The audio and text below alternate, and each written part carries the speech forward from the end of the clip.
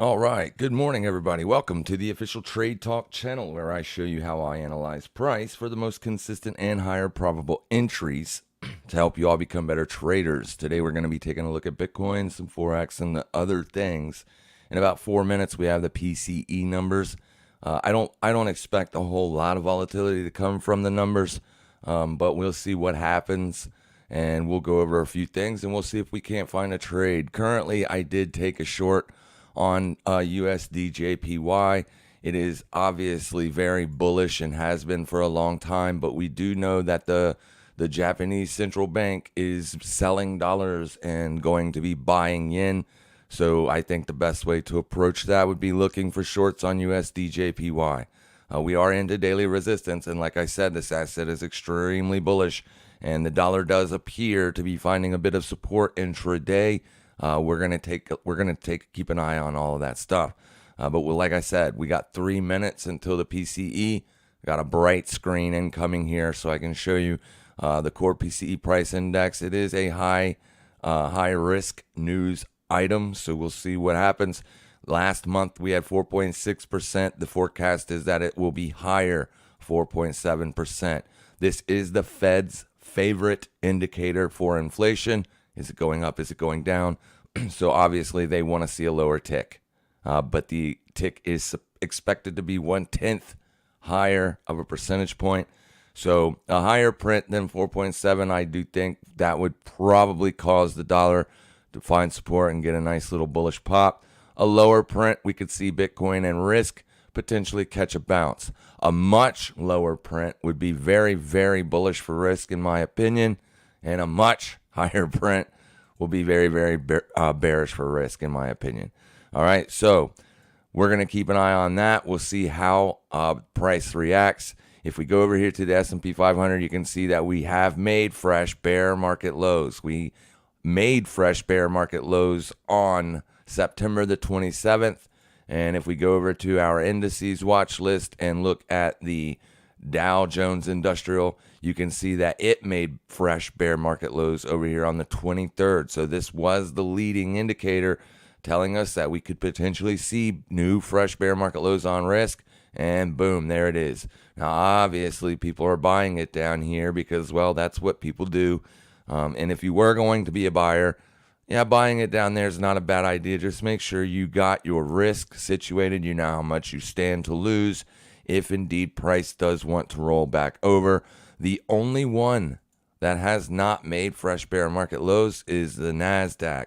You can see that it has already traded up into daily supply and is currently getting a pullback from there.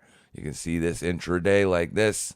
You didn't get a beautiful test of it, but you came pretty close intraday, and you are starting to pull back a little bit.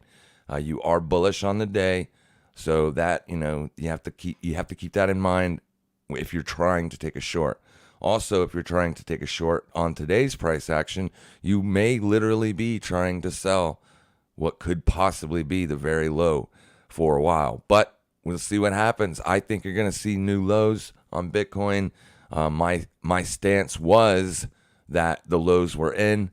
Obviously, that was a wrong call because everything else except Bitcoin and the NASDAQ has made fresh bear market lows. So why is Bitcoin lagging? Why is it staggering or trading sideways down here and not able to get that bear market low push? Well, here it is right there. You can see that you did get a nice little spike on the PCE numbers, made a fresh daily low. Let's get off of this and see what it says here. It's coming in 4.9%. So yeah, you're going to see a pretty bearish move off of that news. And obviously that USD JPY trade got stopped out due to this spike here. So yeah, it was just a spike to the upside, a spike to the downside, liquidating both sides of the market potentially. Because in FX, when you get a big stab like that, your spread will open up. So even if your wick doesn't hit your stop loss, the spread will still take you out of the trade. So we'll see if we can get another entry on that. It was a 0.5% loss. I only took 0.5% on the trade, basically front running the news potentially. And it does look like we're going to get that. Now Bitcoin has made a fresh low of day. Let's see if it wants to find any bullishness from that or not. All right. But I do believe that the USD JPY will roll over eventually, but timing it or nailing the top is going to be a difficult feat, as I have attempted to short this once before and was also stopped out on that as well. So good morning, everybody. Thank you guys for being here. Always thank you so much for your time. We are going to be looking for real money entries and take profits with stop losses, but we just need that. We need a position first. We need to find a trade first. My favorite FX trade is obviously still going to be USD JPY. You can see here that you are green on the day, but you are stalling at resistance. You've tested it twice. All right. Yesterday, today. Today is Friday. And we do have the end of the month coming up here pretty soon. So we're going to have a fresh quarter starting in, I guess, 8 hours. Yeah, let me see here. It's the 30th. Is today the last day? It is the last day. Tomorrow will be the first. So on the close of today, that will officially begin a fresh new quarter. And you're trading up at the highs and coming into Q4. This is going to be my favorite asset for that short entry, if we can get it here. So yeah, let's see what happens. See if it can come back up and test potential resistance here. There are a couple levels I'm watching, one being supply here intraday. This is your open down here. So that's your daily open. You've moved up, back down. So you're trading as an inside day. We'll see if it can hold resistance roughly right in there. 144, 635 is what we're going to watch. Obviously, an hourly close above that, then we'll probably wait. Wait for Monday or Tuesday to look for short entries once the quarter has officially opened. Bitcoin's quarter will open this evening at 8 p.m. So yeah, not a trade there to take. Ethereum getting a lower day as well, but only down 0.7% on the day. That's not a big day. Ethereum has been trading sideways just like Bitcoin for a while. You can see how this move over here from the FOMC meeting has still got price encompassed inside of it. So you are trading choppily, choppy and sideways. Not good for trend trading, but there are still opportunities to take. If you were watching today's price action, looking to short it, you should have been watching up here. This is obviously daily resistance there. And then you can see how you formed an intraday resistance a couple days ago being right there. All right. Now you did get a close above that today, but you know how we approach this. Traps exist. We know they exist. So a close above resistance, and then the next immediate candle comes down and takes out the low. This retest right there would have been your short entry on the day. You are down below the low of this candle, indeed saying that this could potentially be a trap. So your short entry would have been on this candle at 6 o'clock in the morning when you pushed up into supply. You didn't get a perfect test. It was front ran, but on the push up, you could have taken a short entry, thrown your stop above the trap candle's high, and you can see that was a flawless setup on the day.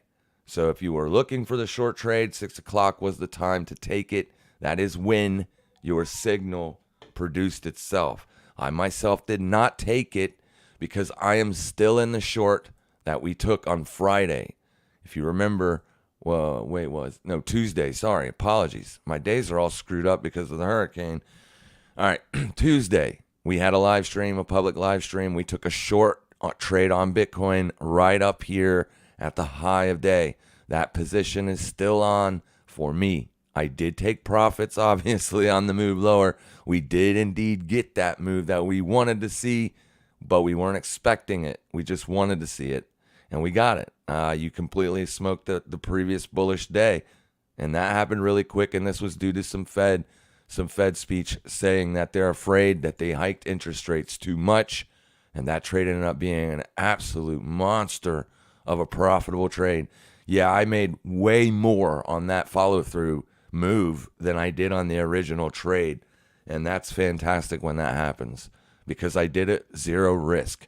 You can see you got Bernard speaking, you got Mester speaking, Williams speaking today. All three of these guys coming in here at 9 o'clock in the morning. At 10 o'clock, we got the Michigan Consumer Sentiment. And then you got Fed Bowman, ECB Schnabel, and then, or I don't know how to spell that or say that, Schnabel, however. And then Fed Williams again at 4 o'clock. So we do have a lot of Fed speaking today, and at any one of those meetings, they could say something that's really bearish on the market. Let's go look at the S&P 500 real quick to see what we kind of have going on there. We are back to negative on the day, so we are bearish on the day. Nice bullish impulse here. This is your old bear market low right there. So you're trading back into it today. We'll see if that wants to hold a support. I am not bullish. I am bearish. I have a bearish bias. Me looking to short the USD JPY is kind of opposite that trade. If you're looking for the USD to pull back, then that would indeed be bullish for risk, potentially. But we'll see what happens on that. I still think that you're going to see fresh bear market lows. But here's the thing. It could take weeks to play out. Not just today, not tomorrow. You just took it out this week. You can go back and look at 2008, how it played out once you made fresh bear market lows if you want. I don't think we can get there on this. Yeah, we can. Right here it is. All right, so this would have been the bear market low that I am talking about currently. What we have here, you can see right there you broke down. And then the next week you were bullish. So 1, 2, 3, 4, 5, 6, 7 weeks after making fresh bear market lows, it took to break down officially. And once you broke down, you got momentum to the downside.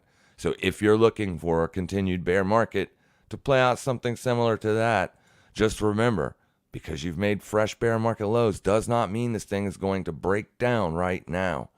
It could take a minute. You could get a pullback all the way up to supply, 39.29, or potentially resistance, $4,000. That's where you could be looking to be a seller.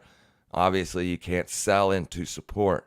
So wait for next week's or this week's open to be tested or something like that before applying any short entries. You need a resistance test, all right? You did make a daily resistance here, but then yesterday you sold right back off trading inside. So you're still trading inside of this day's range.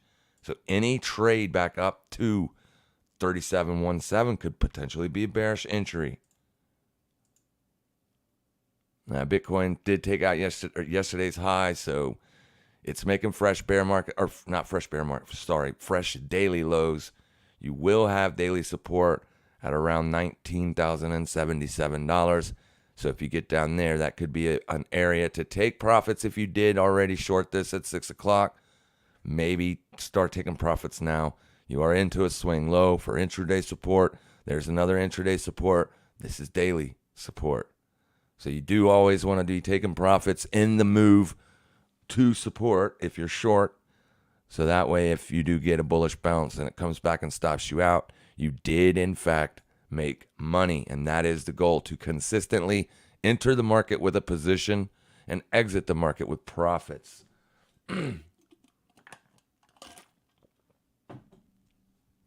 Yo, good morning. What's up? Glad your power's back on. Yeah, me too. It sucks. I hate losing power, for sure. Good morning, traders. Glad you did not get blown away. Yeah, man, the West Coast got absolutely demolished.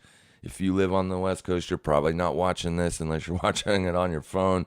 But my prayers go out to you. I have a mother over there, and she caught the eye of the storm. One of the worst storms she has ever seen in her life. She has been a Florida native her entire life. So in 77 years, she's never seen a storm like she's seen the other day. It was brutal. My prayers go out to all of them. So much damage over there. It's insane. Internet barely on. Yeah, it's not the best. I apologize if you're getting the spinny ruse. But it is what it is. There's nothing I can do about it. It's not a money problem. It's an internet company problem. Almost no volatility. Yeah, I mean, you did get a nice little stab on the 5 minute there. That's a pretty good move. right? It's not a big move. We weren't expecting a ton of volatility from it, but it's a 1.5% move on basically the fact that PCE's higher. So this is going to help the Fed. This is going to help them. Oh, it's down here. Apologies. This is going to help them be more hawkish, right? It's going to be more hawkish. They need to see that their target projection or projected target is 2% on this. The central bank has a 2% target. So, I mean, anything above lower is not good. It means that we're not seeing that trending lower inflation month over month, and we do want to see that. So, could this be an indicator telling us that potentially next CPI print we get is going to be higher? If it is, yeah, bear market lows going to continue to be made day after day. It is what it is. Is today's weekly, monthly, and quarterly options expiry meaningful? It is. You got a fresh new quarter. You are entering Q4 2022 right now. Yes, it is very, very important. Very important. You're going to see a lot of volatility as people are readjusting their portfolios. People will be closing short positions. Other people will be hedging downside risk. Other people will be flat out buying down here. All right. So, yeah, you're going to see that volume potentially kick up here. The end of September. September is a low month, low volatility month, low volume month. September, October, November, those are very high volume months. So, and October is beginning now. We are going to see more volatility to come for sure. You always do in Q4. Always do. Bitcoin finding the low of day down here, trying to get a little bit of a bounce. I can't sell it right there. That is the low of day. I like to sell around the high of day, but we'll see what happens here. Let's get rid of all of this. You're probably not going to get back up to daily resistance. We know daily support is down there, but you could fib the range potentially. That was your low of day. So this is going to be your high of day. So what you would do is you would fib the current daily high to the current daily low and push back up into this would be, maybe we'll take a short there. We'll see. We shall see. There's nothing on the hourly that I like. That would indeed make you retracing the entirety of this candle. So I wouldn't really like that at all. But you do have an old support right there. So maybe 19,442. But I don't want to see any 5-minute candles closing above that. If you get back up there, I want to see an instant rejection.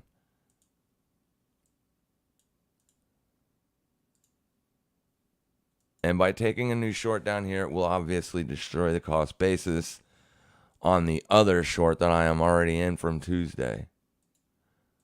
And also I am on the USDC side of the platform. I am in a short from the CPI number. So I have the USDT I have the Bitcoin side of the inverse swap contract short from last Tuesday, and then on the USDC side of the platform, I am short from that number, and that was a good trade, but it's just been sideways for many days, and when you set in a short position on an asset that is just running sideways, there is opportunity cost to do that, because you could take that position, you could close that position and then look to sell swing highs, but obviously it's going to destroy a cost basis, what end up could being a fantastic short. So we'll go look at the CPI numbers. I mean, everybody knows where the CPI trade was. It's up here, right? You can see how you got a nice move to the downside and then have been just straight trading sideways. You can't get any more sideways than that. It is disgusting. You are at the lows. You know what I mean? You did take out daily support right here. You did in fact say that there's a potential for that to be a bear trap, and that has held support right there. So, yeah, we shorted here, but we just couldn't get that follow through. And yesterday you did close above this resistance level. So it's giving mixed signals for sure. All right? For sure. It's difficult trading. You're not getting any follow through, even though we've gotten really good entries. There was our first short. There was our second short. So we've, in a sense, nailed both swing highs to perfection. Taking another short today, I would want to do it around 19,540 because that is daily resistance, but it's not going to look like a short if you get back up there. You do potentially have supply there, but it was already tested. So by price rejecting at the fresh daily low and coming all the way back to daily resistance, could set up with a nice opportunity, but we'll watch it. I will not like it if you're blasting through that on the intraday time frame. That would be my favorite place to look for that short. We got 45 minutes before the New York session open on the stock market, so we'll see where we're sitting once that occurs.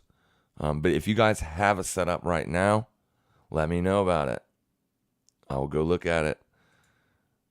Yeah, I mean, that's probably not going to give us another opportunity today. Once again, people that are basically putting down big money on these things, needing that volatility, needing that liquidity in order to put in their orders, selling into what should be a pretty bullish news event for the dollar. But we know that there's intervention on this. We know that the Japanese bank or the BOJ is potentially selling dollars and buying yen. And if that's the case, then this is going to roll over. And the same goes for the Great British Pound right now. The ECB, not the ECB, sorry, the BOE, the Bank of England, is buying, is starting to do what looks like quantitative easing and essentially raising interest rates at the same time. But this is going to be a very volatile asset. Has been for the last week, but going forward it will be very volatile. If they are trying to stop the decline of this asset, quantitative easing at the same time as they are hiking interest rates, which is something that has never been done before. This is a first time for that. So yeah. But if the government is going to intervene, from how the Fed intervened with the markets, what happened after that, the markets were absolutely bullish.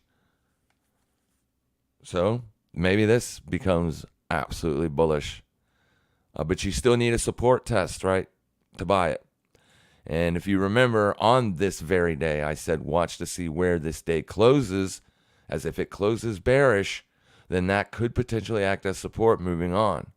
And you did maintain that support the next 2 days. Now, this wick was very low through it, so it didn't really give an opportune entry there, but that would have been the level or the line in the sand for me.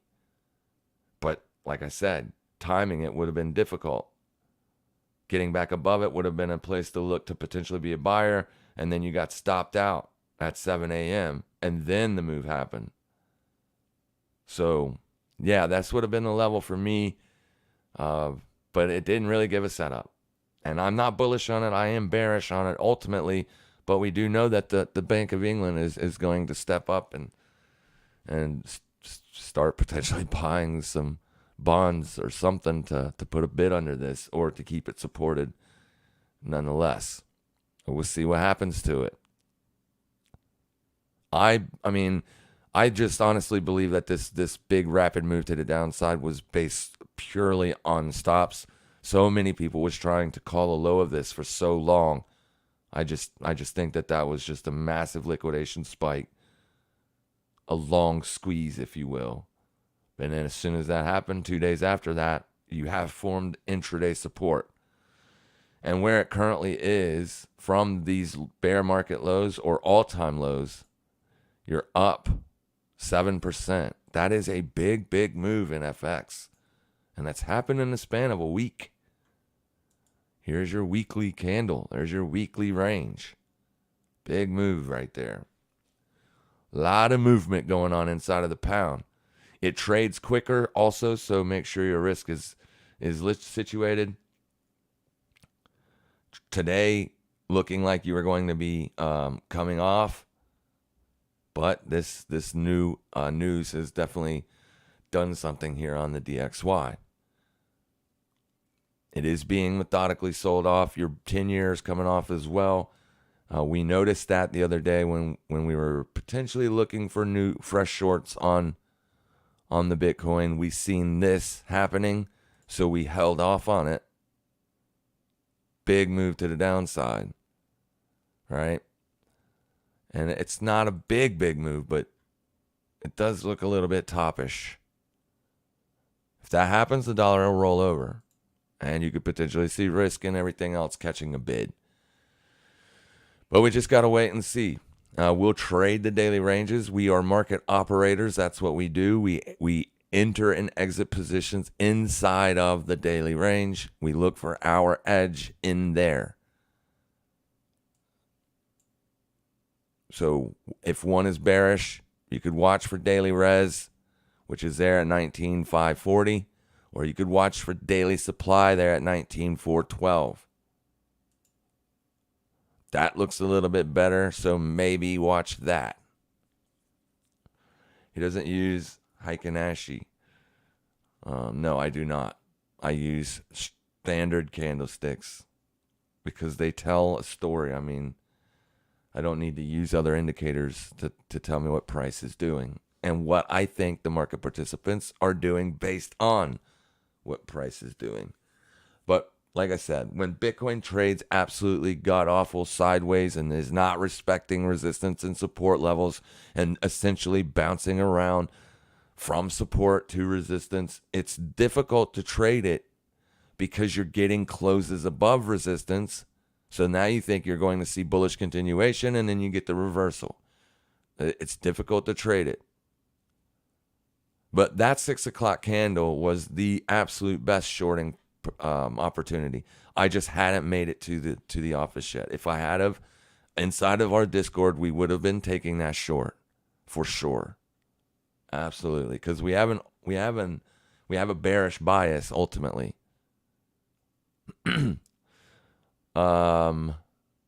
Impossible dip buy as usual. Yeah, I mean, if you want to buy the dip, watch daily support, Tatanka. This is daily support right there. You can see how your daily supports. Once you put in the breakdown candle, this is your breakdown candle right here. This is when we became a lot more bearish. You also had a breakdown weekly close as well. So you have taken out monthly, weekly, and daily support. There is literally really no support in the market outside of the new supports that it builds.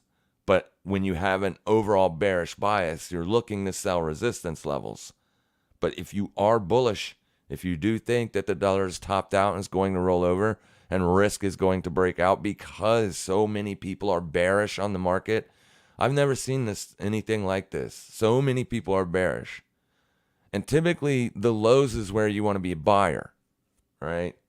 Just using simple indicators like a 200 simple. Anytime you've been under the 200 simple on Bitcoin, you've wanted to be a buyer, not a seller, every single time.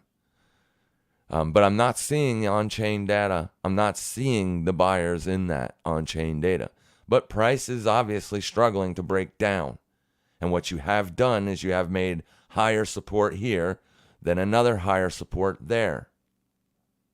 So watch the last support. You did close above resistance. So if the bulls are ultimately going to win here, support is a fantastic place to be a buyer. But you will watch that on the intraday level or on the intraday time frames, and you don't really want to see hourly closures happen under that. Because if you do, then this overall bear market narrative that you see in front of your face is still here, right? I mean, no matter what time frame you're looking at this thing on, you are bearish. You're bearish. But for the last week, you've went nowhere. Sideways. Running stops. But if you want to be a buyer, 19077 is the first place that I would start to watch.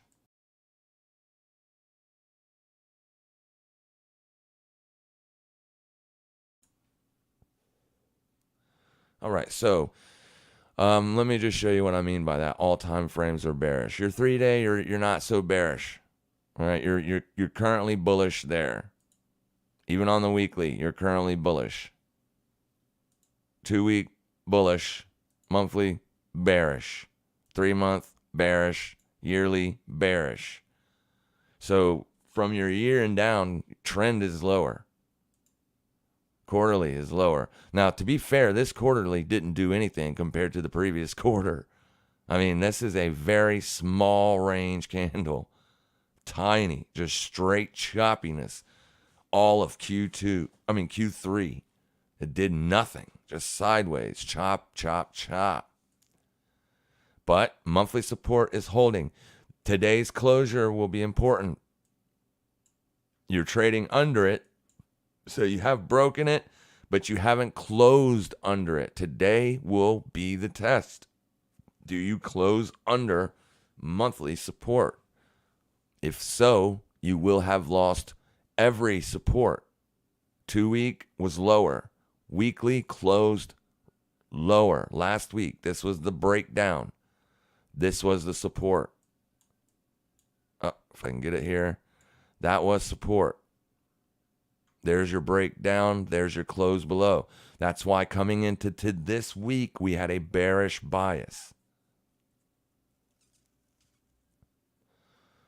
But you've taken out the high of last week, so you could be making a bear trap here.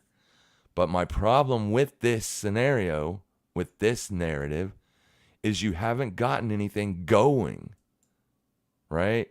You would anticipate once you take out that high, you would see a nice bullish rip and still be trading above it. We did that here. And we shorted it. But we were not expecting that move. There's no way to know that's going to happen. And that's why the strategy is built the way it is. It's to design. The design is to get in at very good areas and then shed that risk, take your profits, move your stop. And then if you do get a day like this, you are situated absolutely perfectly to capitalize on that.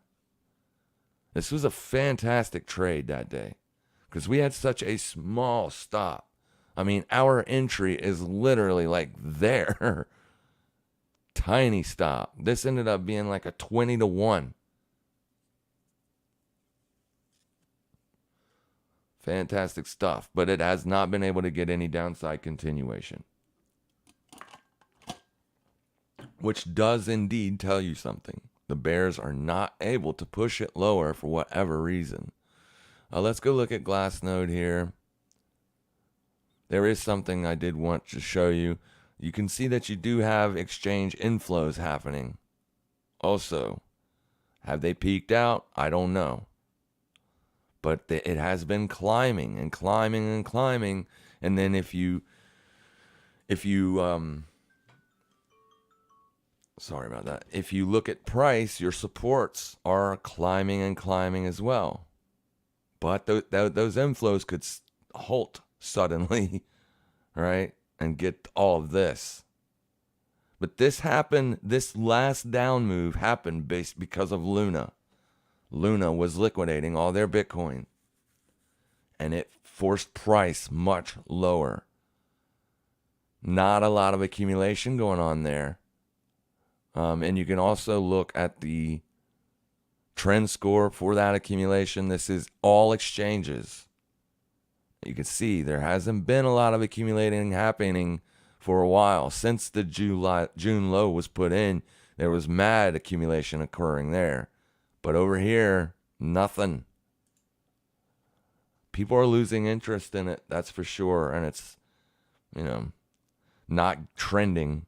It's never fun, but we expected that. We were in anticipation of this, because every time you do get close to putting in those bear market lows, you do trend sideways, right?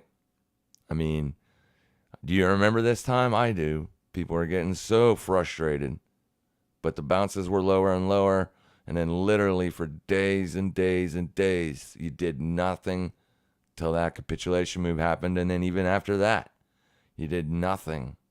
Really nothing. This is a different time also.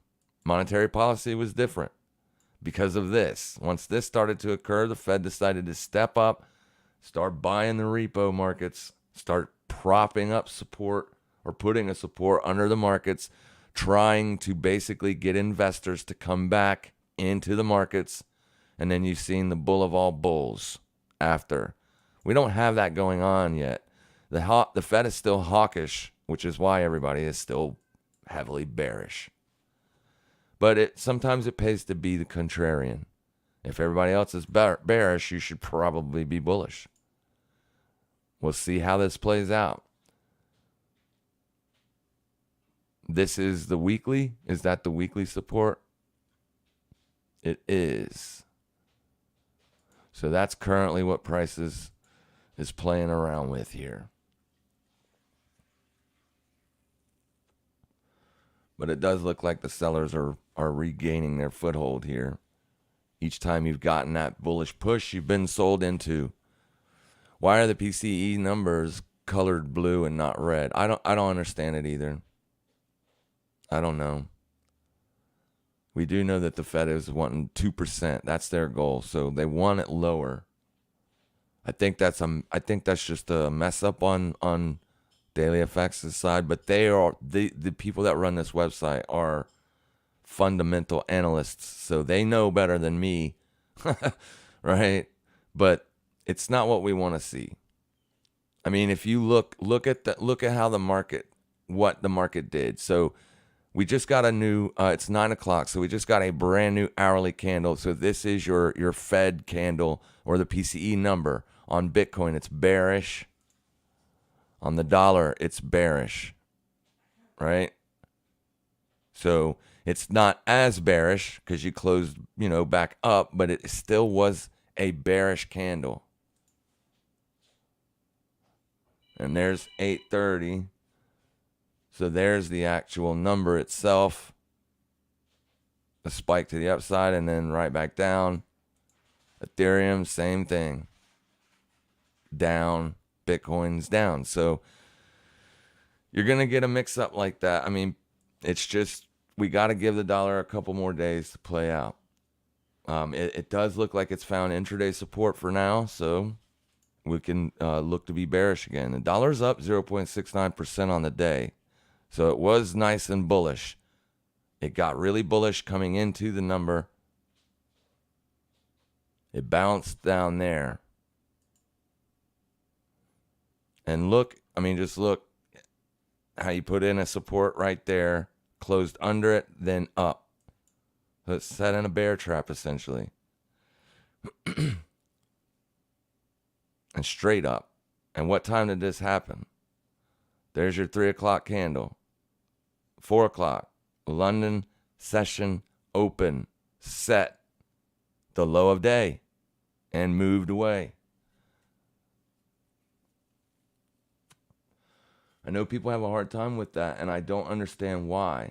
I mean, to me, when I say it, the London session usually sets the low or high of day. I know exactly what I'm talking about, but people get that they find it so hard to understand what I'm saying. And it doesn't always happen, but you can back test it yourself. If you know that 2 a.m. up to 4 a.m. is your London session open, then go back in time and look at what happened at 3 o'clock or 2 o'clock, whatever. Every single day. Go back to 0300 hours. Well, that'll be different for you. Look here. 0300 yesterday set during the London Open, the high of day. The London session usually sets the high or low of day. Just by knowing that, that is an edge. Come over here to 2 o'clock, 3 o'clock, 4 o'clock. Set the high of day. Then it rolled over. Just go back and look at it yourself. 3 o'clock a.m. What happened? Low of day. Traded away. So just from here to here, every instance, the London session set the high or low of day. So how do you trade that? It's simple.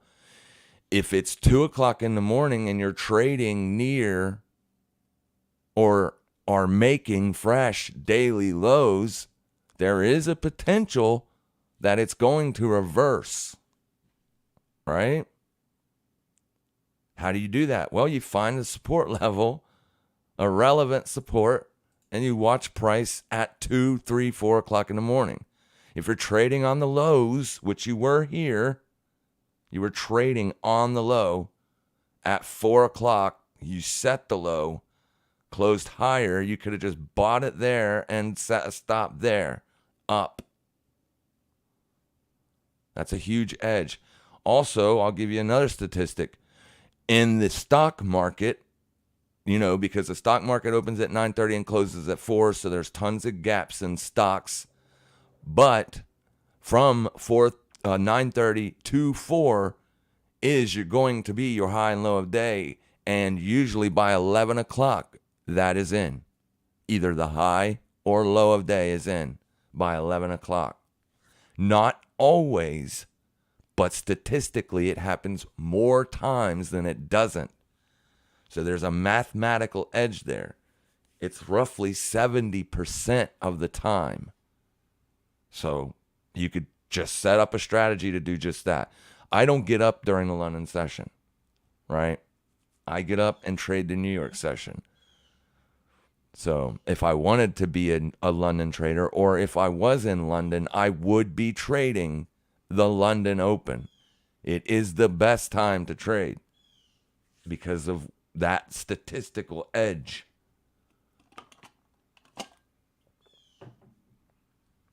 Trading is about probabilities.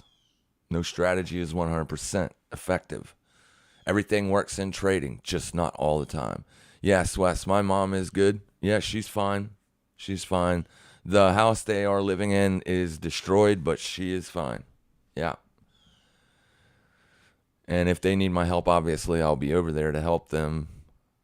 But we'll see. I asked them yesterday if they wanted me to drive over, and she said no. So they might just going to be getting a moving company to take care of all of it. Who knows? All right. I am not bullish or bearish. I am just trading the ranges. That's a good idea. I threw away any of my biases out of the window a long time ago. Embrace the scam. It's not a scam. There are statistical edges. You just have to find one and then trade it, right? You guys will get it eventually. All of it will tick, and you'll have the same amount of knowledge as I got inside of your mind. And even then, it's still going to be difficult to form a profitable strategy because of, your bad habits as an investor or as a human, right? Over trading, taking too many trades during the day, when really and truly there's only at the New York Open, you've got from 7 to 10, and that's it. So if you don't get a trade by then, you're not looking to take entries at 1, 2, 3, 4, 5 in the day. You're just not. Because the daily range is usually, it could be choppy and just trading sideways, or the move has already happened. That's why I only look to take trades from 7 to 10. After that, I'm pretty much done. I will wait till tomorrow to look for a new setup. USD JPY could potentially be pushing back up here. 144.635 is what I'm looking for. That is on the Forex.com exchange. So that number may be different on Oanda, but it's going to be similar. There you go. It's supply here. This is essentially what we're watching. intraday supply, an hourly close up into this, and it's going to strike the short bias. But you haven't made a fresh high yet, and you have made a fresh low. So my bias to the downside is still intact. I just need it at a level. That level would be fantastic for an entry. Here, I'm just taking a random entry, and then my risk would have to be up there. That would be a 15 pip stop. So I would need a much bigger move to make a 2-to-1 risk to reward. This is why we wait. If price doesn't get up here, then we do not take the entry. Right? That's the system to be profitable. You wait for your levels to be tagged. When that occurs, you take the entry. You don't know if it's going to work or not, ever. But this thing is so bullish, man. So bullish. And it's trading up on the highs. This day here, there was intervention in that candle.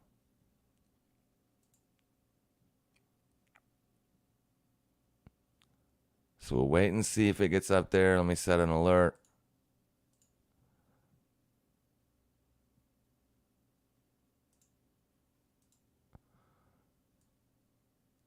A 10-year had a nasty day the other day.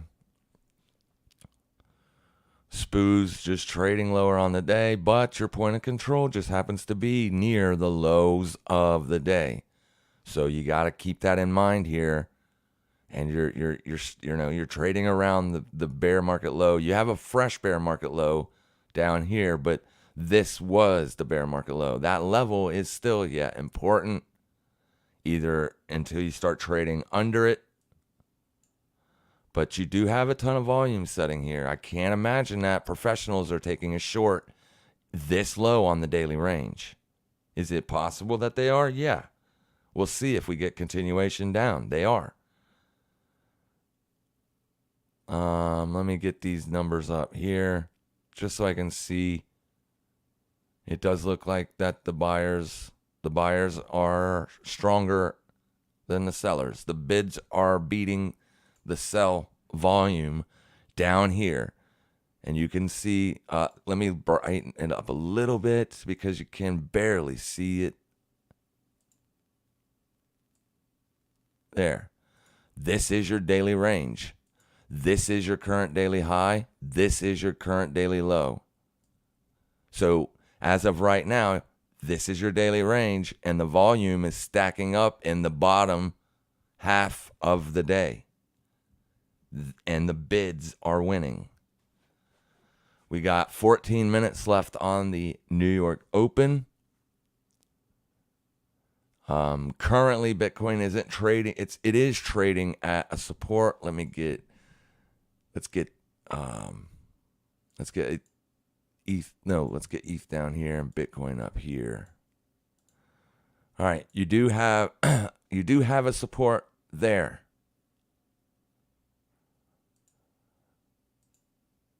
But with that PCE number, I just don't think it's going to be bullish. Where is the bids lining up? Or is it sells lining up? Here, I don't have my numbers. That's because my internet is garbage. I want my numbers. I can just do it this way, though. See, these are the numbers right there when I hover over it. Currently, the sell side is winning the day on Bitcoin. As far as at the volume profile. We do have an intraday support right here. So an hourly close under that could scratch any long trade. We want to see this get up here. So we could set this sell 144.624. Limit 144.624. We want to limit sell. We want a stop loss of 15 pips. And we want to risk only 1%. Probably a 0.5% because I already lost 0.5%. We don't want to lose over 1%. We'll take it on a 0.5% risk, and there you're lined up. An hourly close above this white line at 144,634 will have me exiting the trade if I haven't been stopped out yet. So if an hourly candle closes like say here and it doesn't stop me out, then I will physically manually close the trade out if I get entered. I didn't really do that good because I didn't count for the spread. I should have counted for the spread. Oh, there's the alert. See how it pushed up and didn't enter me? That's because of the spread. Price has to get 1.6 pips above entry in order to fill that trade.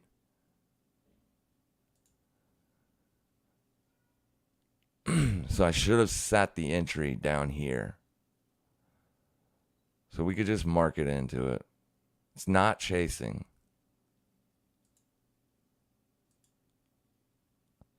It's not the best position, though.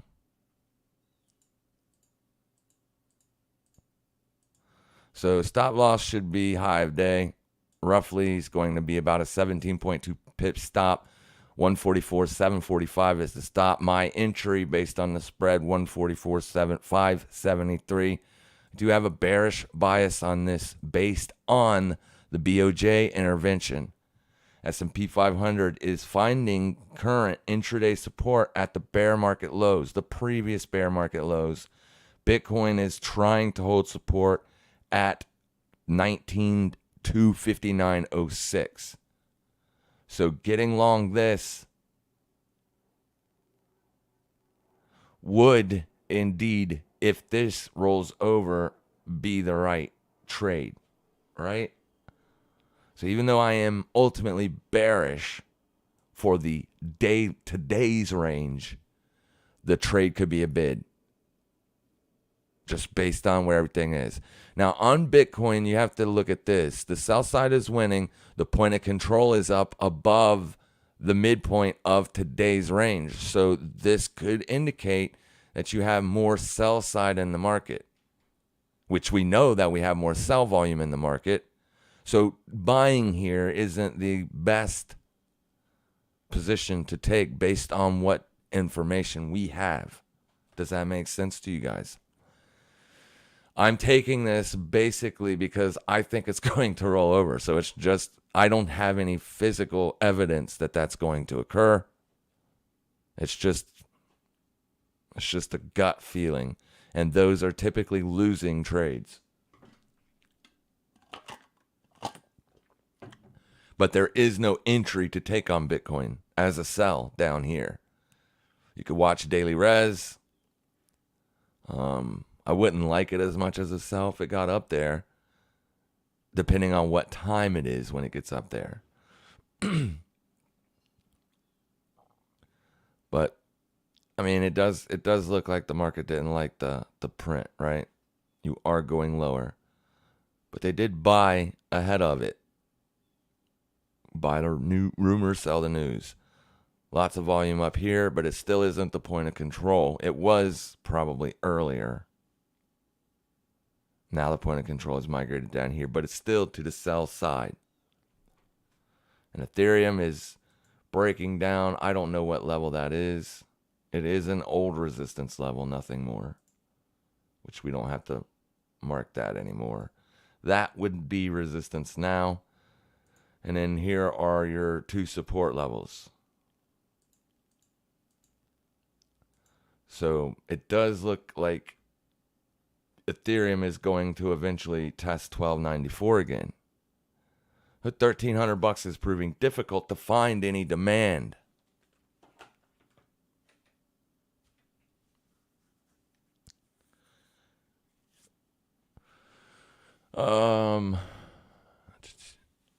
I threw away any of my... Okay, I read that. SPS looks bad, says Jay Bradley. It does. Options expire today. What effect to Bitcoin? Just what I said earlier, portfolio adjustment. People are going to be... Today starts a new quarter for Bitcoin. Today starts Q4 2022. So people are going to be taking positions based totally on that. To be honest with you, being, around quarterly support or whatnot, you're below it, but you're not far from it. And that's the quarterly open. What are the chances? Let me break off this. What are the chances that Bitcoin closes green tonight? Probably slim. You got today's high, yesterday's high, previous day's high right up there. So you can see how you liquidated yesterday's high and then instantly got a bearish reaction. Traded up, put in a bull trap, rolled over. It does look like people are selling it for Q4. But that won't happen until Q4 actually starts. So the first week of Q4, we'll probably be looking for bullish positions. Unless we do get that move to the upside. If we get that move to the upside, then we're going to be looking for bearish positions throughout Q4. But I am already situated in a good short that we took on Tuesday. So I will close that out if we do start taking out this high right there.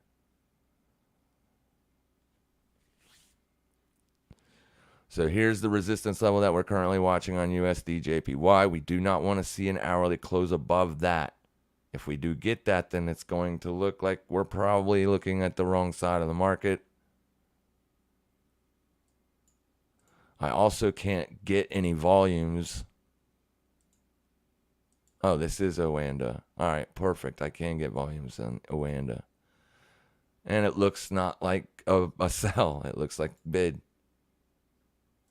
Same scenario. You got the midpoint there, and that's where the volume, a point of control is. So might be on the wrong side of the trade here.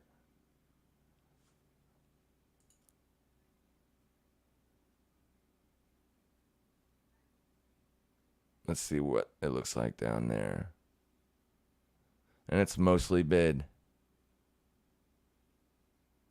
Mostly bid down here. It doesn't mean that price won't go lower. I like it, in fact, lower. If there's mostly buyers in today's range, just think about what that could do for this move. If it starts to trade lower, you're going to start stopping out traders. And then you could get that big move up here. Remember up here on Tuesday, we had mostly buying going on at the high of day. And I was telling everybody in the live stream, like, you got so much buying going on up here at the top of the day. That's like the sole reason why I'm taking the sell. Because if you do start to trade away, you will start stopping out those traders, and that could give us a nice move to the downside. It's exactly what happened. So the same scenario could play out on this trade here. If it does start to trend lower, you're going to start stopping out all those bids. As we know, people are mostly bullish today. Bad habit by Offspring. God bless you for us. What wisdom you share for free? Yeah, it's the best on. You're not going to find a better trader than me on YouTube. You're just not. You're going to find people that want your money, but you're not going to find someone that just freely gives information that professional traders use on a daily basis to make money in these markets. It's not me being cocky. It's the truth. I've been doing this for 2 years now. I think people don't have realistic expectations when they approach the markets, financial markets, what trading truly is. You know what I mean? So I'm not the most charismatic guy either. I could be, obviously, if I wanted to be. I could be very charismatic. It's just not who I am. And I prefer to be who I am. But yeah, the info that you're finding, the info that has been spoken of over and over and over again on this channel will do more for your trading if you want to be a trader, probably than any other channel. And that's not me being cocky. It's just the truth. The strategy is laid out for free. The knowledge, it's all there. Sorry. How do you like my new pick? I can't see what it is. Sloth bag. I can't see what it is. It's too small. I wish I could somehow blow it up. Let me save image as. All right, there's that. Now let me see. I'll open that file and see if I can blow it up. No, I can't. I don't know what it is, man. It just looks like a sloth. I don't even know if that's what you're talking about. Apologies if it's not what you're talking about. John says, can you make it the norm to cover Tesla in all your live streams? Yeah, I mean, it's just I just forget. You know what I mean? You just remind me, right? Just remind me. Tesla's having a little bit of coming off, which is normal because the S&P 500 did. Why does it look like that? Oh, 12-hour chart. Sorry. Yeah. So we broke support on the close. Remember we said we could watch this one down here as well?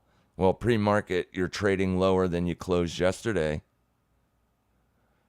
And there is a liquidation occurring right now. That swing low right there. So there's a potential you don't even get down there. If it is going to be a liquidation break, because, basing this as demand, then you should open and go higher. So you have liquidated the lows. If you are going to see higher prices on Tesla, you want to see that within 10 to 15 minutes of the open. And then you could potentially see bullish continuation from that. But the asset is bearish as far as the last few days, right? The last few days. It was just difficult finding a short trade up in this. We did fib the range, but here you are with new data. Back down at the bottom edge of the range. And you have liquidated the bottom edge of the range. So there is a potential that you could see bullish move today. Pre-market is just right under the line. S&P 500 trying to do the same thing. This is potentially where you would want to be a buyer if you think this range is going to continue. If you think this range is going to continue, this is where you want to be a buyer. At 265.74. That is the liquidation point. And you are starting to see that bid. Got 1 minute till the open. So you can't take a new short down here because there is potential to see a bullish day based on bouncing off support, based on a liquidation, based on a lot of things. So if I was going to trade today, as long as it's staying above 265.74, I'd probably buy that strike and then look to exit that position at around 270. It'd be $5 gain on every contract you own. That would be a nice trade. But if the S&P 500 is trading under our level that we were watching, might not be good for Tesla overall.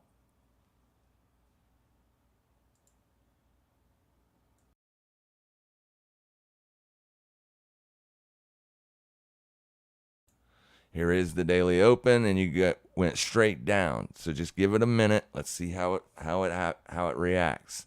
Remember, you're trading under all the swing lows. There you go. That is not what you wanted to see. Not what you wanted to see. Let's go back to the daily, and then there's our ultimate support level. Is where that's where it needs to stop. Or if you break down, looking for lower prices. This range has a measured move on it. You could potentially see 231 if you break down. This is what's called a double top, right? And there is a measured move to be taken from that. But you could be setting in the low of day, running the stops, and now going up. On Bitcoin, it is still holding that intraday support. So to be a buyer on Bitcoin, if you wanted to be a buyer on Bitcoin right now, that entry price on the Bitget platform, there is a link in the description if you want to sign up to Bitget. You don't need to sign up with your name and social. You just need an email. That price is $19,256. An hourly close under $19,256, and that is a no-go on the bid or on the buy side.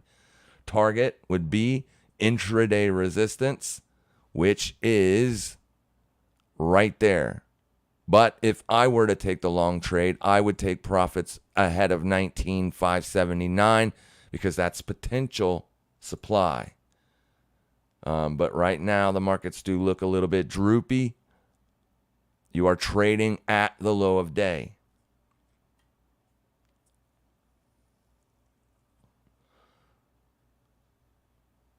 That's a nice move on Tesla if it can get back above. Like I said, 270 would be my profit target because that would be a $5 move.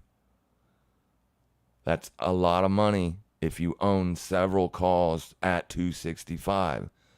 This is a high beta stock, which means it moves drastically. You can lose a ton of money or make a ton of money on Tesla. Used to be one of my favorite trading vehicles, but now I only trade options on it because I own Tesla. I don't want to screw up that cost basis. I just haven't been trading options as of late too much. Been making just as much money as I need to make trading Bitcoin and Forex. It's no point in trading options. But if you want me to call out stock trades or option trades, you just got to give me the ticker. So right back above the liquidation point, and that's a big, nice move. That does scream liquidation to me. So if you get a test back down at 265.74, you could line it up something like this. This is what it would look like if you were to position yourself.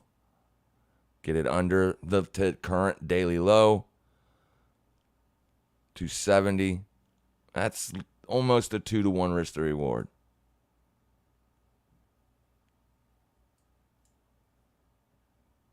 And that all hedges on basically if this level holds. If you start closing 5-minute candles under it, then it will look like it's going on down to make fresh daily lows. We take the bid on Bitcoin. This would be your stop right there. Low of day, stop, target, profit there, 19,579. Entry should have been this price, as that would make your risk to reward better. And we already discussed it. That would have been your entry price. This would stop. That's your take profit. It's a very narrow range. Today is a very tiny daily range, but we have to work inside of this range. Your Tesla trade is moving swiftly up to take profits. That would have been just too quick. But you can see how that liquidation occurs. If you visualize that picture in your brains, then you can start to see why you don't want to be a buyer at highs and why you don't want to be a seller at lows. The market is all about liquidity, finding that liquidity. Once you find that liquidity, once you know how to spot it, then you can take fantastic trades. I mean, we said this was the liquidation zone. Anything under there is the liquidation. You could see a solid spike up. This is where people start shorting, looking for the breakdown. Do not be a breakout trader. It is terrible. Traps exist. I have a video on the smaller channel talking about them, how to identify them, how to take positions based on them. Give it a look if you haven't seen it. It's a good video. Let me pull it up if I can find it.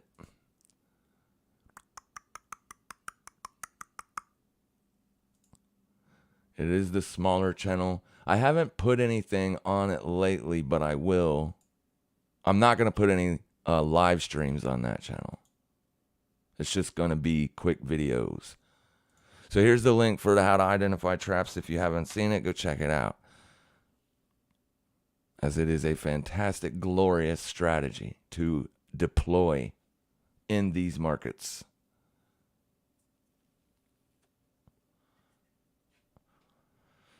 Nice stab to the upside. You did not hit take profit, and you are coming down, but that's based basically on the S&P 500 making a fresh daily low. So be careful.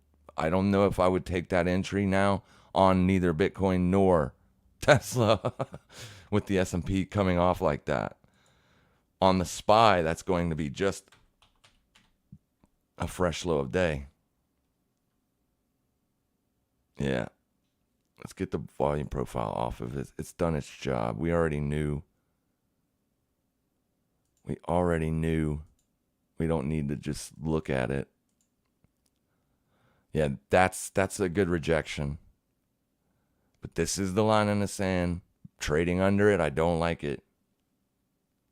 Bitcoin's breaking down below intraday support. It's not a daily support. I put more weight on daily levels, and then I'll find those intraday support and resistances around the daily levels. This is mid-range. Mid-range. They don't hold as often.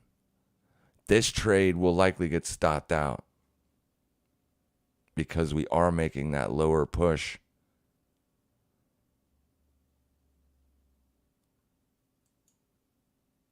A last bit of volume will come in,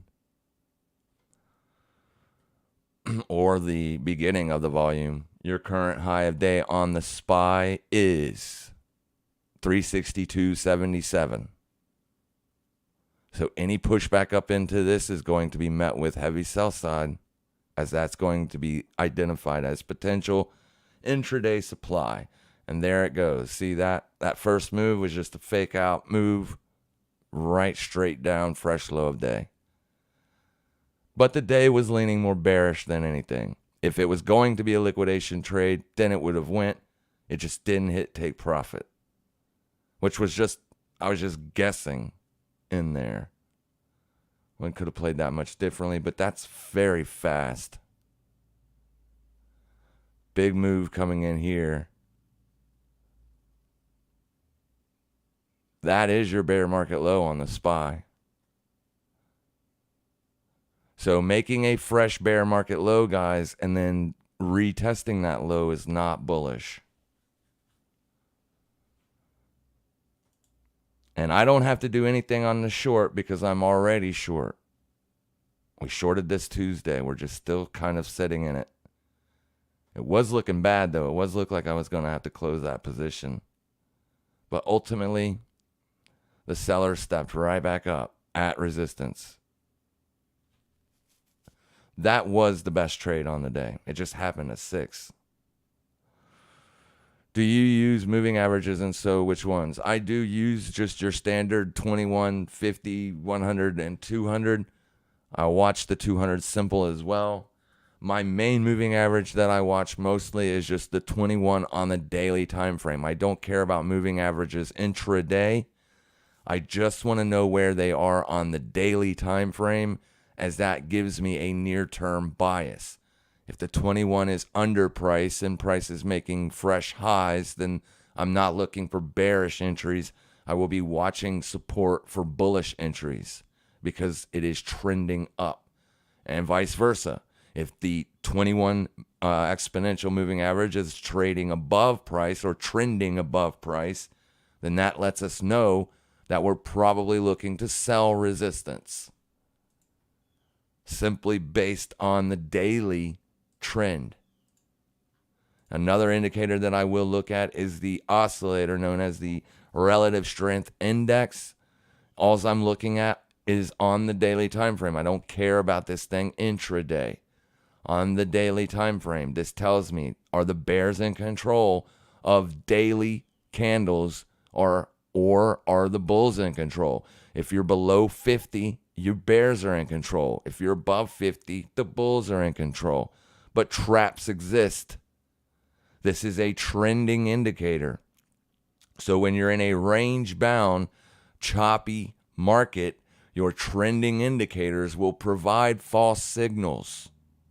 These indicators work only when the market is in a trending environment.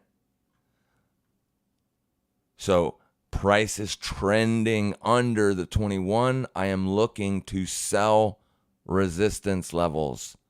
Sell resistance levels. This is a resistance level. It's above resistance yesterday, but ultimately you traded right up to the 21 and you are rejecting. So that tells you an underlying narrative that at least from this point on, the sellers are in control of this market. So wait for resistance levels and then be a seller like we were on Tuesday. The only opportunity to be a buyer on Bitcoin right where price is given inside of this daily range would be intraday support, but this is merely intraday support, nothing else. It is not a daily support. It is merely an intraday support. But the last several days, like the last 5 days, bulls have been enforcing higher closes. There's your close, higher close, higher close, and you're making higher closes on the bullish candles. Higher close, broke and closed above resistance. So if you're bullish on Bitcoin, then watch this level for potential buying opportunities. 19,077. Wait for an intraday resistance to form, support to form around this price, and then that will be your entry. So if you start closing hourly candles, bullish ones up here, bearish ones down here, then you mark that intraday support and wait for another retest of it, and that's where you would be getting long. The daily levels hold more weight, but intraday levels can absolutely hold weight. So this is the daily support. I just showed you. Look at this hourly candle, right down to daily support. This one did not. I understand that. But you traded down to it and then away from it. There's the retest. Look what you got if you would have gotten long there. Potentially, you did get a move up. That was a profitable trade. Even though 2 days later, it's coming right back to your entry. That's not the most bullish of signs, but still, this could hold. Moving forward, it is the highest intraday support. Daily support. So if you're going to see a higher high, this is the lowest I would want to see price go.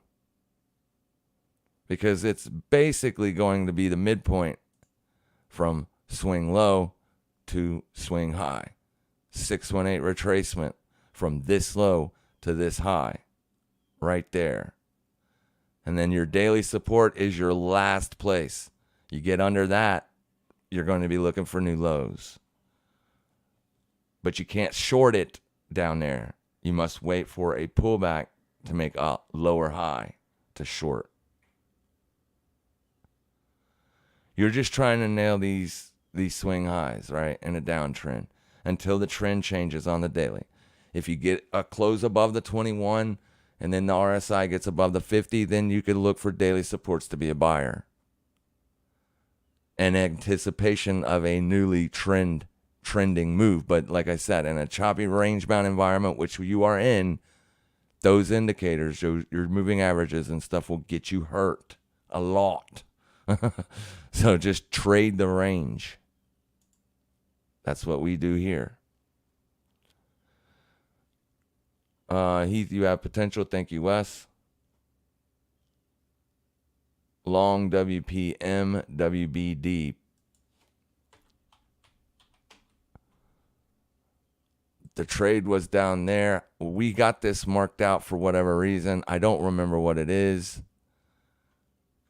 But that's where you would have gotten long. Should have gotten long.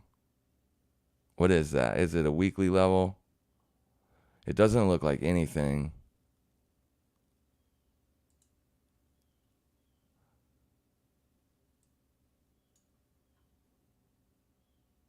I don't see really anything there.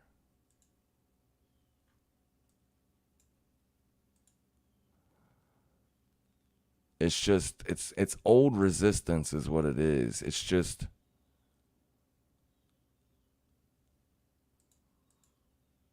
there it is. There it is. It's monthly resistance. So that's where you should have gotten long if you were going to get long. Old resistance levels can act as support. It is resistance. It isn't support. It is a resistance level. There's the breakout above it. This is the first time you've came back in for a retest. You will typically get bounces there. So you buy that. Now, I wouldn't be a buyer because you're in a downtrend. Your sellers will show back up right there, more than likely. All right? So the time to be a buyer was here. This is you should have been taking profits already on that move up. Move your stop to break even just in case the trend resumes. Which these you love to try to pick these bottoms, and WBD. This is Warner Brothers. You're trading under the level we were looking for support to hold. No, that wouldn't have been a support. We were looking at that. That was going to be the bear market target. We did find a level, but it's not like, yeah, I mean, you're at monthly support there. All right, and today's going to be the close.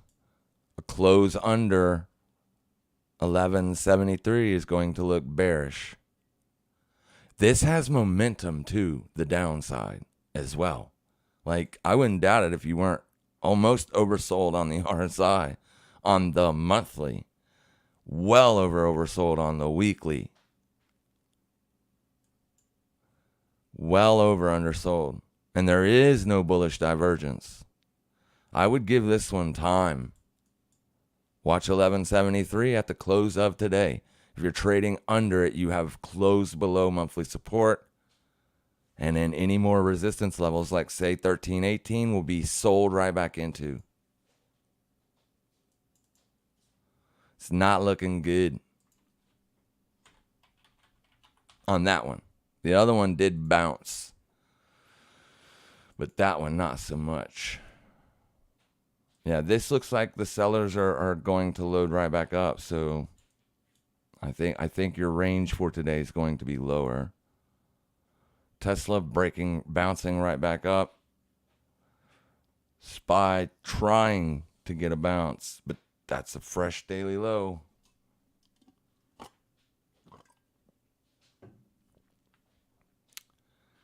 I would be very careful looking to be a buyer. There is a bearish target right there at 359.72. After that, then you could potentially be a buyer because we know people will take profits down there.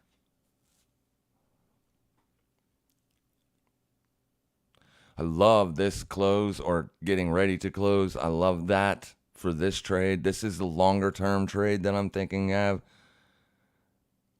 And then let's go look at Aussie CAD because that was a trade that I called out a long time ago for downside continuation.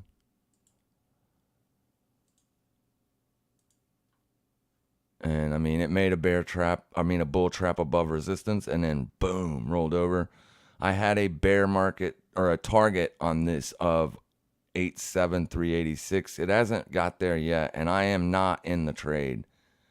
This took me out of it because I called it over here. This is where I wanted to take the short.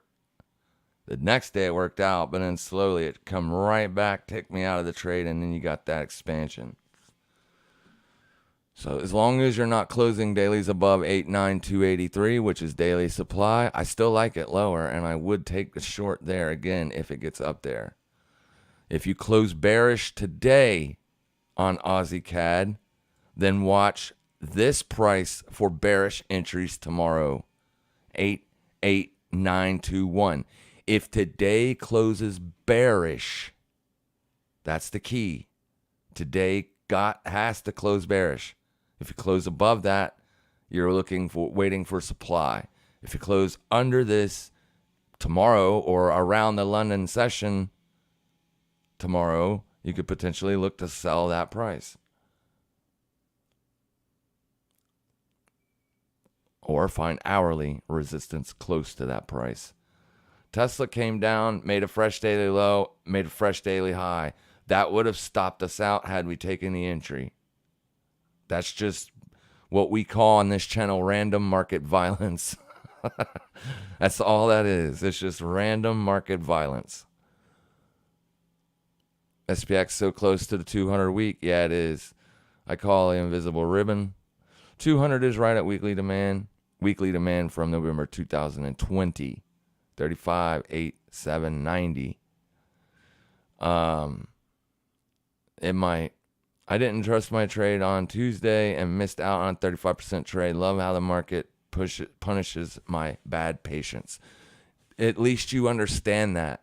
And to be honest with you, most people watching the channel is going to probably have been losing trades constantly.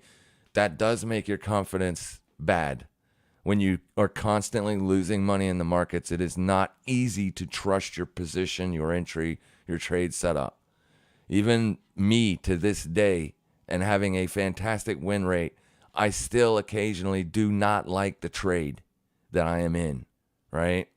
And I still have closed them, and they've went on to be fantastic trades. It's random market violence.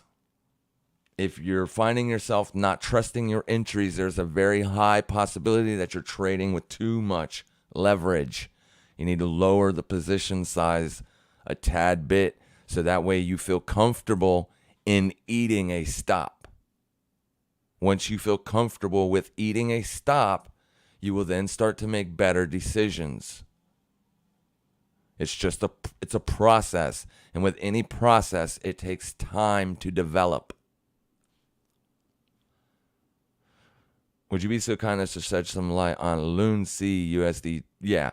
If you're using the affiliate link, Bitget affiliate link, be careful on this asset because I took an entry on it and got filled all over the order book.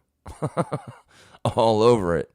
I literally had probably 21 different fills on one market order. This has no liquidity in it. So if you're taking a trade with any kind of size at all, please understand that you're going to get slippage. You are potentially into daily resistance. It has been bullish. That was an 80% move, my man.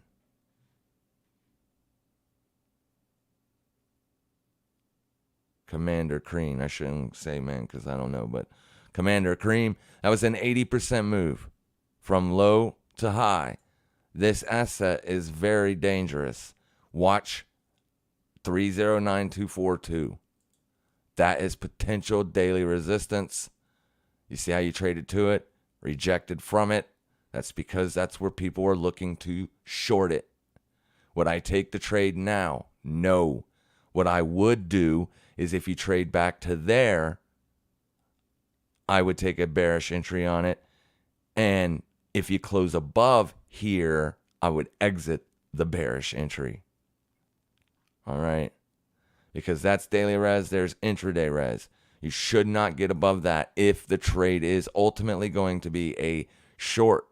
Bitcoin trading right back up here. Tesla making that fake out move to the downside. S&P 500 moving in the same direction. You are now bullish on the day, on the SPY. You are above the open. Here is your open. You are bullish on the day now. Is this going to be the low of day? Maybe. Maybe not. It is still bearish, and people will still be looking to short. There's really nothing to look to short on the SPY. That is it. And you didn't get any downside continuation, so I don't really absolutely love that level for a short, especially since you've already tagged it intraday, pre-market, and rolled over, and that's being bought up. So I don't like the supply, is what I'm saying. I don't like to short it there. I wouldn't want to. Maybe look for a sell entry up there around 367.33. But that will be completely dependent on if it doesn't close above it on an hourly closing basis. There is a gap there, though, however. From this candle's high to this candle's low, that is a gap. There is a gap right there. So I definitely wouldn't take the short there, not realizing that there is an intraday gap right up there. Gaps don't have to fill, but they do occasionally fill. Luncy got that big move. Someone said it was due to Ethereum burning some stuff, I guess. I don't know. But it found intraday support and you went right back to resistance. That's the only area to look for entries on Luncy. And be very, very, very, very careful trading size on Bitget. I don't know how other exchanges handle it, but I know there is not a lot of liquidity in it. When there's not a lot of liquidity, you can take really bad losses based on your fee structure and other reasons. So please just be careful in trading it.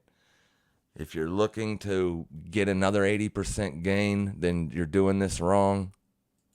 Everything's in a bear market. This is just the Luna creator trying to coax people back into his project after it utterly failed miserably. I would stay away from it.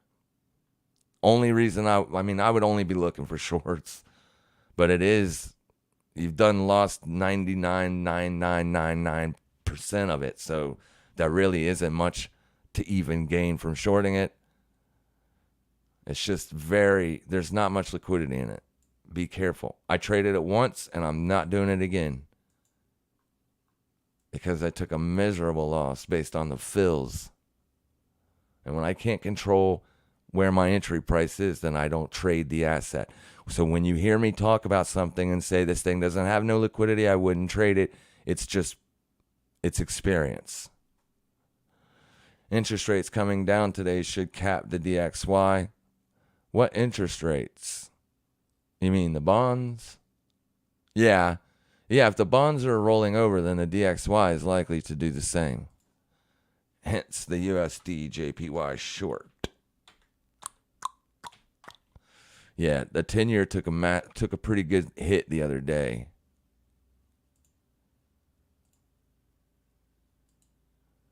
Took a pretty good hit the other day. You see how this candle? You see that, guys? You see that? You watch this live. That price. I had a limit order set in there and I had to mark it in, so the spread screwed me on the limit fill, but had I got filled, my entry would be there. And it was based solely on intraday resistance, not a subjective level, an objective price. Learn that. Study it. Watch it. Paper trade it. Learn it. That is the edge. Watching your channel, I know exactly where to get in. I still need work on knowing which direction the market is going. It's 50-50, and it is for me too, Andrew. Nobody knows what price will ever do, my friend. You would be surprised how many instant messages I have on Discord right now asking me what this is going to do. Should I take this entry? What will happen here? I mean, I don't know. I have no clue what price is going to do, not 1 second from now. If I knew what the market was going to do 1 second from now, I would be the richest man in the world. In the world, with just knowing 1 second into the future. I can't know what it's going to do. We built a perfect strategy here. It doesn't have a perfect hit rate. It's just, it basically helps you with that, right? And it's free. Use the moving averages on the daily. If you're under the 50 on the RSI, if you're under the daily 21, then look to sell resistance levels, daily resistance levels. Look for the trend to continue. If you're in a choppy environment, sell resistances, buy supports from range-bound trading. Because typically you'll go to a resistance and then you'll migrate right back down to support, and it just stays in that range like that. But directional biases hurt. Just because I'm in profit now on this trade does not mean that I will be right later today. We have random market violence that just happens, and it is random. There's no way you can see into the future. But if it does work out later on, then I will know that it was the right position to take. But until that happens, I don't know. I don't know what's going to happen. We take high probable entries. That's the key right there. High probable entries. They still will lose sometimes. I took an entry on USD JPY2. I got almost the top tick. My spread is only 0.1 right now. Why?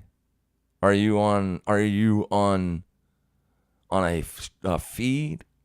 Is your account structured fee based or spread based? That is a 0.1. I mean, the spread on Oanda is 1.8. Now that was a hell of a spread for you. Got lucky. The creator of Terra has nothing to do with Loon C now. Okay, they are associated with Luna, the new Luna. Loon C moved solely due to the initiatives of the Luna community. There will be a burn of 1.2%. Yeah, but I mean, you're still trying to trust an asset that doesn't have a good name. I mean, it may be a different asset now, but I'm the kind of person, you burn me once, you know what I mean? Shame on me. You ain't gonna burn me twice. It ain't gonna happen. I would stay far away from Luna, anything that has to do with Terra, because it completely destroyed. It was destroyed. You lost 99% of the asset's value over a period of a week. Every single day, 99% down, 99% down. People lost millions, maybe even $1 billion. I don't know. You can buy it if you want, though, right? If you believe in the project, buy it. That's what makes markets markets. You can be completely opposite me. Bitcoin getting a nice push. That's a nice push. Yeah. I don't know if I like the short on it now. But if you are wanting to take the short, you're coming into supply with a lot of momentum. Keep that in mind. But that would be the area where you would want to be a seller based solely on supply. That's all it is. Based on the hourly supply.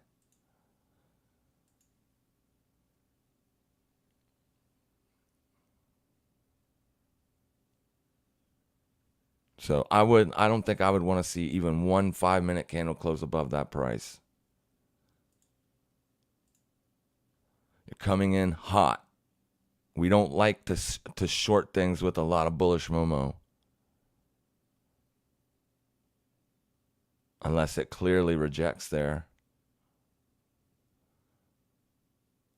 But, I mean, bullish Bitcoin, bullish SPY is going to do very well for bearish USD JPY.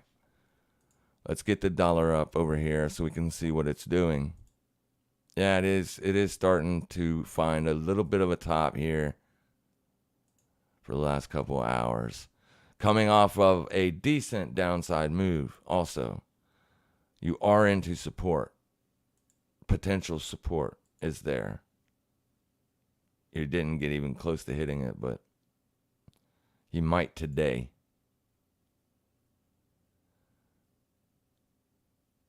So yeah. What else? Pound back to being almost bearish on the day. Not good. Let's look at the 10-year. We just had the 10-year up a little bit. All of them took a nasty spill the other day.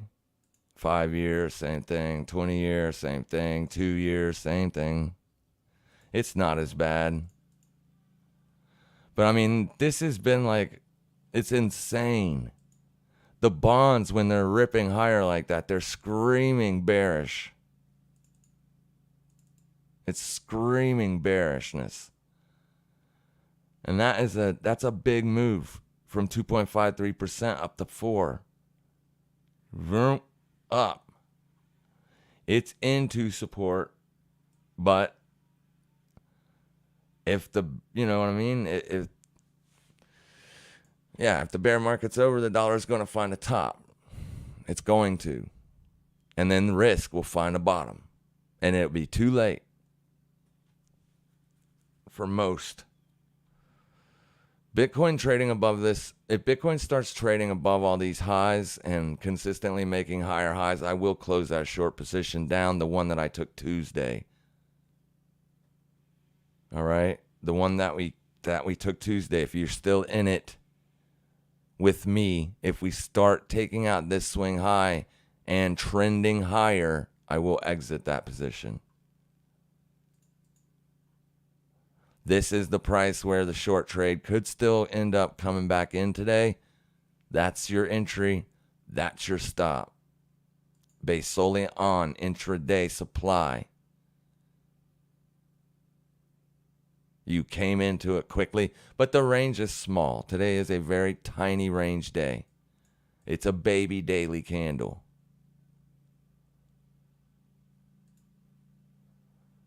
Baby, there's your low. There's your high. Trading inside of the previous day's range. Still. But, yeah, I mean, this is the trade we took. We didn't get any downside continuation. It bounced right at daily support. Right at daily support. Right there would have been your bullish entry. If you were bullish.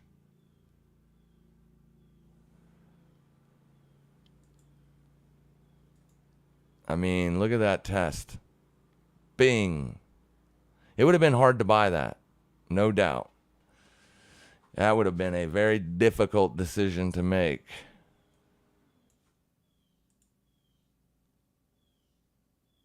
I don't know if it is going to be a short. SPY doesn't look that great. It did make a fresh daily high, though, to be fair. It's just a small range day as well. But it's just getting started. The other day it was nice and bullish. And the very next day, nice and bearish. It's very difficult to get a beat on this market. For everybody, not just me. Not just you, for everybody. Everybody's struggling. I mean, we're making money, so I guess we're not struggling, but it is still difficult. It's not an easy market to trade. Sideways range-bound markets suck, especially small ranges. That's a small range. Looked like we were going to get that bearish continuation here. Nope, right back up into the range. The failure to break down could suggest that people are buying it, and you can see that on the daily time frame. If the U.S. 10-year continues its collapse, then look to buy risk.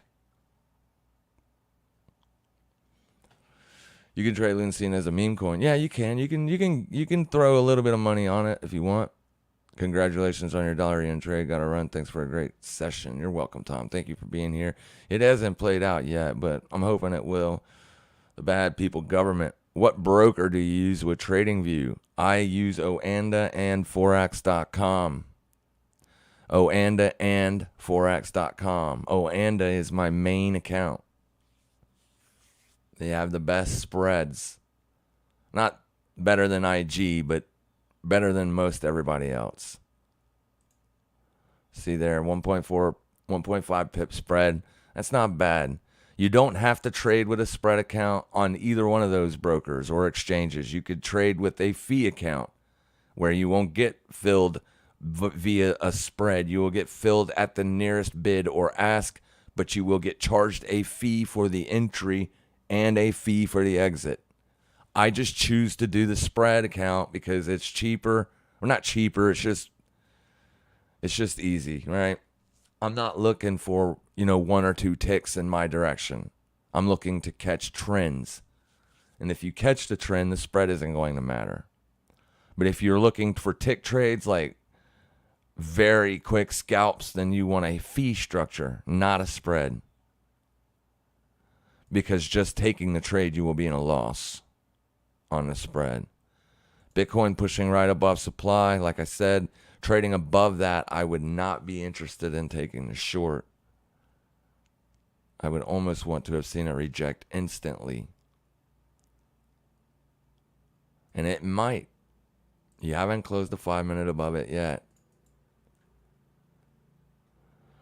If the 10-year rolls over, I do like lower dollar and I do like higher Bitcoin, higher SPY, but probably just for a day or two. The sellers will be right back.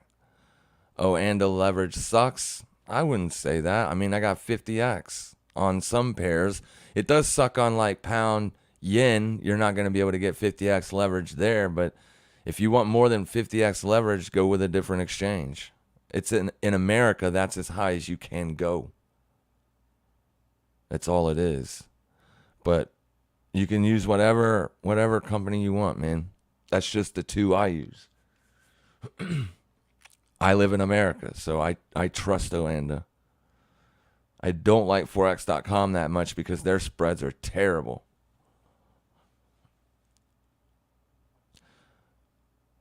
Thanks for the profit. You're welcome, my friend. It's just playing the range that Bitcoin's between 19,252 and 19,600. Yeah, I don't like range-bound trading, but sometimes that's what you got to do. The current resistance on Bitcoin for the range, intraday resistance, not the daily, is over here. And since you made that a bull trap, that is the resistance you revert back to. So technically one could argue, one could argue that this is the price you don't want to see it close above. Because this candle made it a bull trap and then you instantly trade it away. So you revert back to the original resistance. As long as you're not closing hourlies above 19,618, you could see more downside come into play. That's 4 o'clock. Yeah, this is your high of day for today up here. So when you made the high of day, you made a low of day, not quite a fresh high of day, then a new low of day. So even with it trading up here, you still are more bearish than bullish on the day.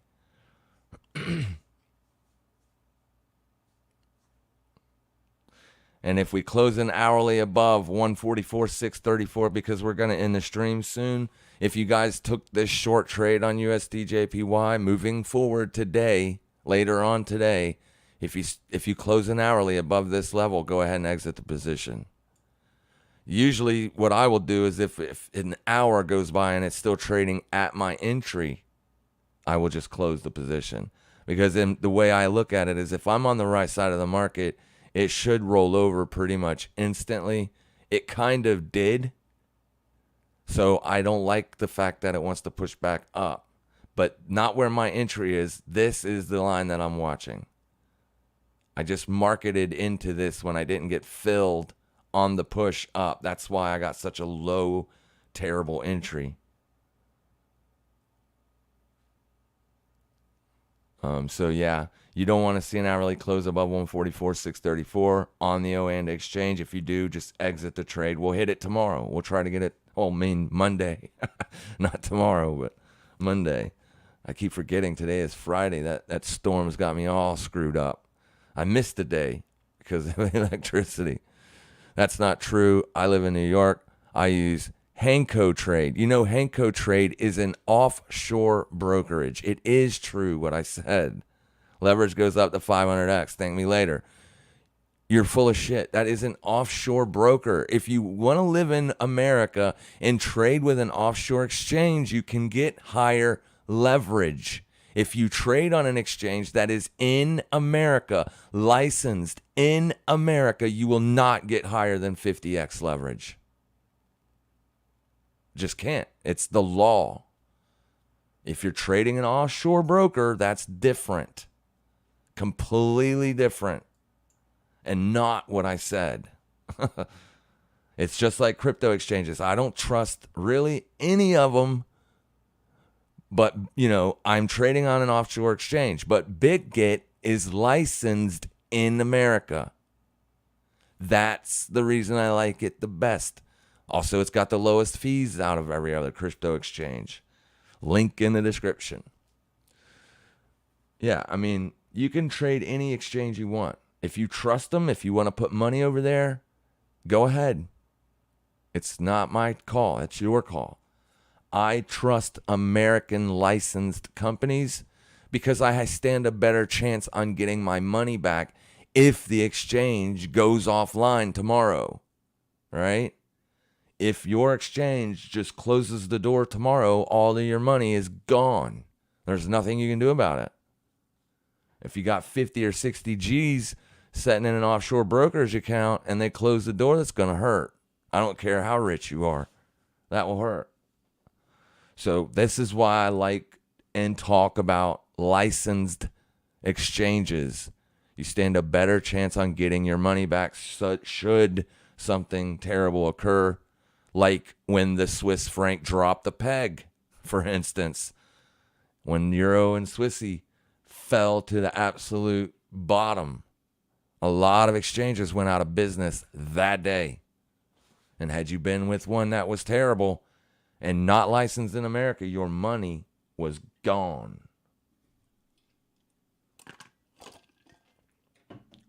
It's about being safe. If you can't trust the people, don't put the money there. Bitget's a good one, or I wouldn't be affiliate with them. And OANDA's a good one. I'm not affiliated with OANDA or Forex.com. Forex.com is a good one. Their spreads are terrible. That is the only fault that I have with them. Each its own. Yeah, that's what I'm saying. Yeah, to each his own. Yeah, I have no problem with you using a broker that gives you 500x leverage. Not at all. It's your money. But the safest bet is to use a licensed broker. Bitcoin's still not being able to get above that level, but we are watching the supply, not so much the resistance there. We'll see if it does get above it. If it does, then you'll probably see a fresh high day. If it doesn't, then there's potential for a fresh low of day. But since it's been sideways for the last 4 days, you may not see a new high or low. You may see more sideways garbage. So I hope you don't trade crypto then with that life strategy. Oh, okay. So you're going to teach me something. I'm glad you're here to teach us all something, the bad government. I know what I'm doing, my friend. I appreciate your concern and your help, but trust me, I'm good. I'm fine. I have money in an offshore exchange. It's called Bitget. I did trade on KuCoin. Those are all offshore brokerages, exchanges, not brokerages, exchanges. But I don't put money in that I ain't afraid to lose either.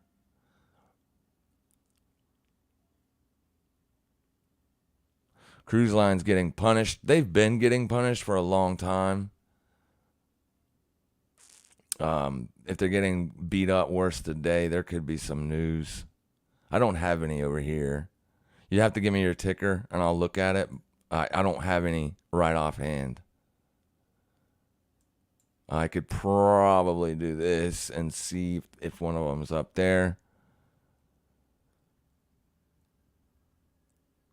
CCL, what is that? It's down 20% today. CUK is down 20% today. RCII is down 19% today. A lot of things are getting crushed. Carnival Cruise. What's CUK? Carnival PLC, both Carnival. RCII, Rent-A-Center, ICPT, Incept Pharmaceuticals. So it looks like it's Carnival getting beat up. Is it fresh bear market lows? Oh, yeah. It's on earnings. That's why you're getting a big move lower. And it is a fresh bear market low. That wasn't just a liquidation. It was an obvious, I mean, not obvious, but it was a big move lower. They must have missed here. Yeah. They missed.